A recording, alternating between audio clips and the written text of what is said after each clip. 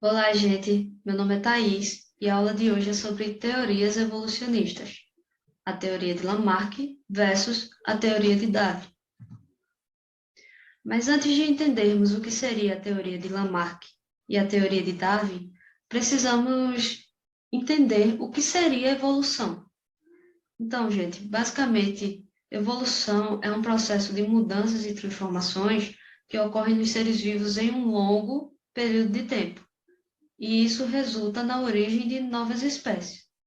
Ou seja, gente, a teoria da evolução acaba totalmente com a ideia de fixismo, que dizia que um organismo ele nasce de uma maneira e ele permanece imutável, sem mudança alguma em suas características, em sua morfologia, por toda a sua vida.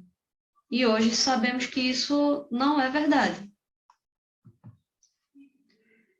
E Lamarck, um naturalista francês, propôs a primeira ideia do que seria evolução, com a teoria do Lamarckismo, que ela é dividida basicamente em duas leis: a lei do uso e desuso e a lei da transmissão dos caracteres adquiridos.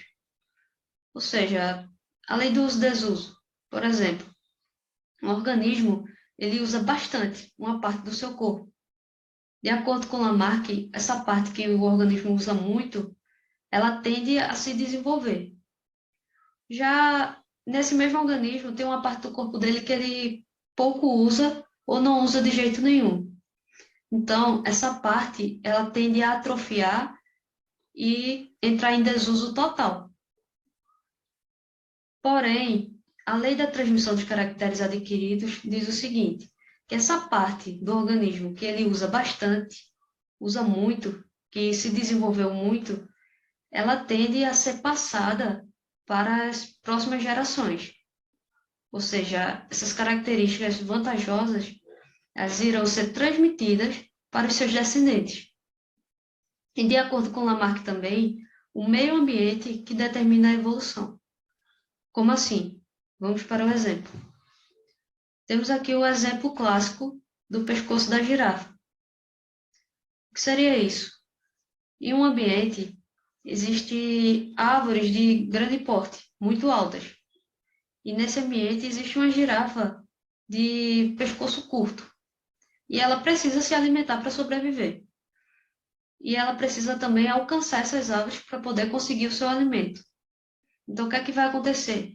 Essa girafa ela tende a esticar bastante seu pescoço até conseguir alcançar a copa dessas árvores onde estão seu alimento. Ou seja, de acordo com Lamarck, de tanto que a girafa estica o pescoço, de tanto que ela usa seu pescoço, essa parte do corpo dela tende a se desenvolver e se alongar, a crescer, até que ela consiga alcançar seu objetivo, de conseguir se alimentar das folhas das árvores de grande porte.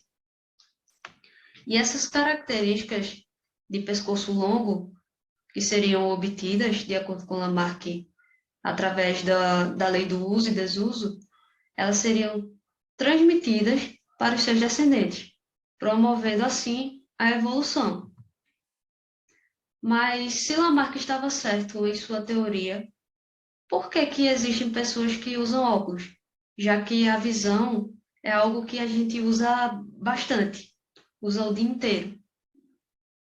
Pela lógica, a visão deveria ser muito bem desenvolvida e não apresentar problema algum. E os halterofilistas, que malham constantemente seu corpo, quando eles têm filhos, eles passam essas características para eles? Não, né? Então, Lamarck, ele não estava certo com essa ideia dele do uso e desuso. Por quê? Porque sabemos que não é assim que acontece. Porém, ele merece todo o crédito porque ele foi a primeira pessoa a propor a ideia de evolução. E isso abriu portas para que outras pessoas começassem a pensar sobre a evolução também. Então, anos depois, surgiu Charles Darwin, com a teoria do darwinismo, a que é mais aceita atualmente. Ele propôs a ideia da seleção natural, onde o ambiente seleciona as variações já pré-existentes, que já existem.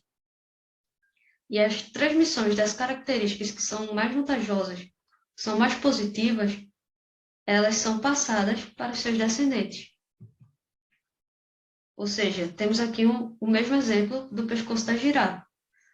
Só que, de acordo com Darwin, já existiam as árvores de grande porte e existiam também as girafas de pescoço curto e outras de pescoço longo.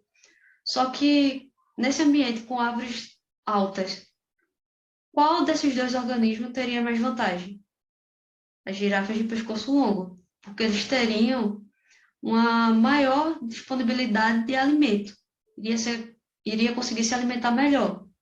Ou seja, de acordo com Darwin, as girafas de pescoço curto, ao longo do tempo, devido à falta de recursos, elas iriam se extinguir, iriam ser eliminadas pelo ambiente, enquanto que as girafas de pescoço longo, que teriam uma maior vantagem, iria passar essas características para os seus descendentes, ou seja, iria ter a sobrevivência do mais apto àquele ambiente.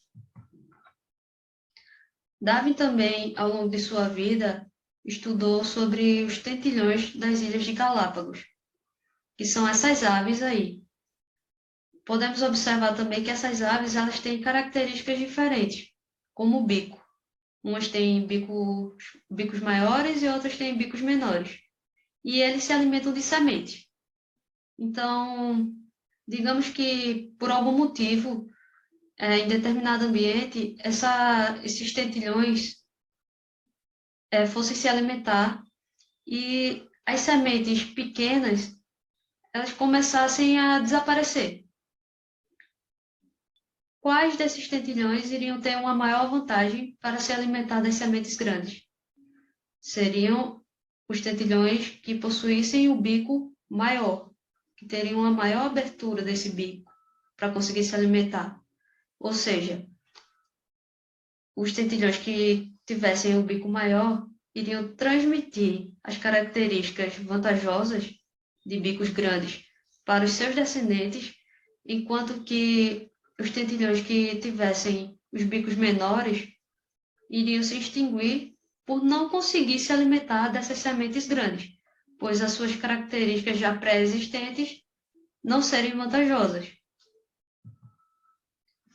Então, gente, é isso. Muito obrigada por estarem até aqui e nos vemos na próxima aula.